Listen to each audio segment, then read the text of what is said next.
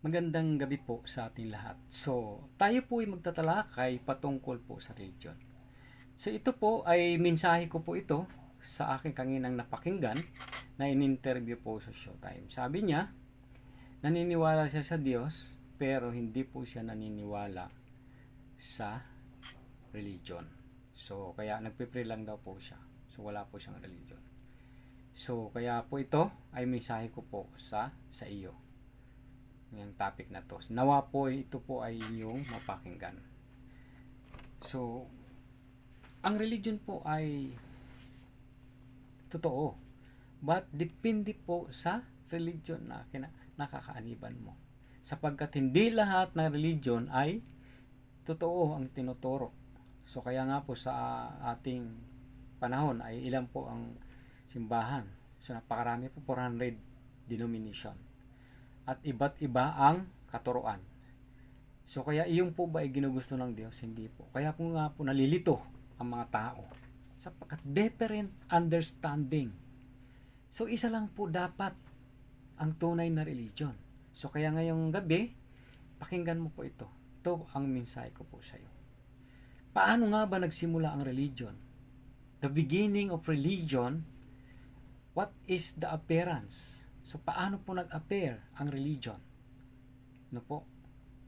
Bakit nagkaroon po ng religion? So, alamin po natin. In James chapter 1 verse 15, kaya po nag-appear ang religion dahil po sa kasalanan ng tao. So, kaya kung titingnan po natin, nagsimula po ang religion sa panahon po nila Adan at Eva. So, ibig sabihin, ang Diyos po ang nag-create ng unang religion. Ayan po. Subalit, sila po ay nagbitray sa Diyos. Nagkasala. So, the reason why people started to have a religion because of the sin. In Genesis chapter 3, mababasa po natin kung paano nagkasala ang tao. Ayan po. And then, in Genesis chapter 6, verse 1 to 3, basahin po natin para medyo meron po tayong background patungkol po sa religion. So, basahin po natin ang chapter 3. Sabi po sa 1 to 3, ang ahas ang pinakatuso sa lahat ng hayop na nilikha ng Panginoon Yahweh. Isang araw, tinanong nito ang babae, totoo bang sinabi ng Diyos na huwag kayong kakain ng anumang bungang kahoy sa halamanan? Sumagot ang babae, maaari naming kanin ang anumang bunga sa halamanan.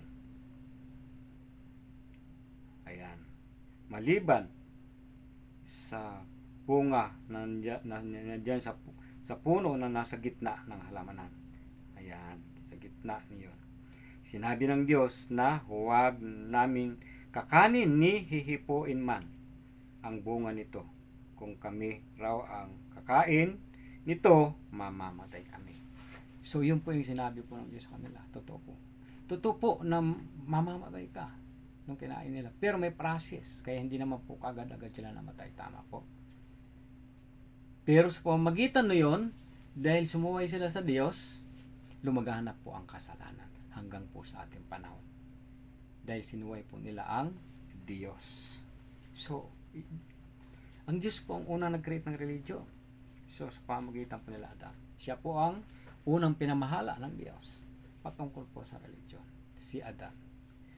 So, malinaw po yung sinasabi kung paano nag-start ang religion. So, kaya po mababasa po natin sa Psalms chapter 90 verse 10 na dahil po sa kasalanan ay tinakda na lang ng Diyos na ang tao ay hindi nalalampas sa 120 years. Na po. Dahil patuloy po ang pagkakasala ng tao. Hindi na po siya lalampas. So, kung titingnan nga po natin sa ating panahon ay wala na pong umaabot na 100. Kung meron man po ay bibihira po. So, makikita po natin nagkaroon nga talaga ng kamatayan in the process. So kaya kung titingnan po natin, ay dahil doon, dahil sa kasalanan, at sino po ba ang may author ng kasalanan? Bakit nangyari po ito? So makikita po natin sa Revelation chapter 12 verse 9 na si Satanas po ay hinulog dito sa lupa dahil sa pagmamataas sa Diyos. Siya po ay hinulog dito sa lupa. So, kaya kung babasahin po natin ang Revelation chapter 12 verse 9, devil rules over all nations. So siya po nagro-rules po dito sa mundo. Kaya lalo po lumalaganap ang kasalanan ng tao.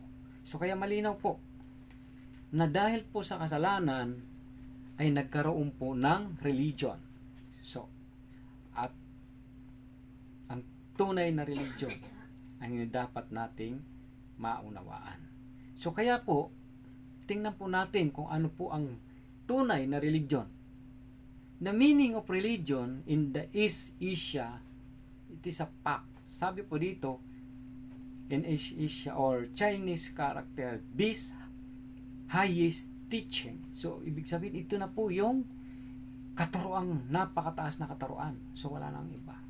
So, kaya po, iisa lang po kasi ang pinagbigyan nito ng mga katotohanan. Kaya hindi po lahat ng religion ay nagtuturo ng katotohanan. So, iyan po ang totoo. Highest teaching, sabi po sa Asia. The best and highest teaching. So, napakataas na katuroan, ibig sabihin. Wala na pong higit pa roon. So, ayan pong unang meaning ng religion.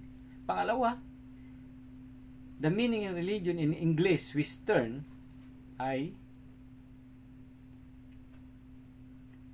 ito pong sinasabi, re-again, or ligari, to connect and reconnect. Ayan po yung sa English, Latin word.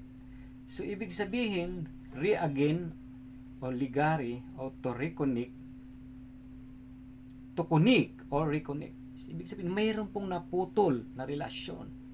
So, kaya po, nagkaroon ng religion. No? Kaya nga po ng bata, kapag nagutom ang bata, sino pong hinahanap? Siyempre yung nanay. So, ganun din po tayo mga tao. Nauuhaw po tayo sa pag-ibig ng Diyos, kaya gawa po tayo ng paraan para mapalipit tayo sa Diyos. So, kaya po ang Diyos din po ang gumagawa nito o kaparaanan ng Diyos para po magkaroon po ng tunay na relasyon. Kasi ang ibig sabihin po ng reconnect, may naputol na relasyon sa Diyos. Kaya kailangan ma-connect. So, yan po yung meaning. The deeper meaning of religion. Ayan po. So, nawa po ito po ay maging malinaw sa atin. So the religious group, mind and heart, spirit that only man can possess. Ibig sabihin, hinahanap po natin ang Diyos, kaya nakapaghanap po tayo ng because they are giving spirit in our God. Nung tayo po ay nag-exist sa mundong ito ay sinilang, ay hiningahan tayo ng Diyos. Ang paghinga po ng Diyos ay ayon sa Genesis ay binigyan ng buhay at liwanag, understanding. So nawa po ay naging malinaw ang mga salitang ito para sa inyo. At kung hindi po kayo satisfy, inaanyayahan ko po kayo na makipag-aral officially. At malalaman nyo ang tunay na religion. Ang mga katotohanan patungkol po sa tunay na religion. Nawa po ay mapagpala ang salitang ito patungkol po sa religion. Magandang gabi po.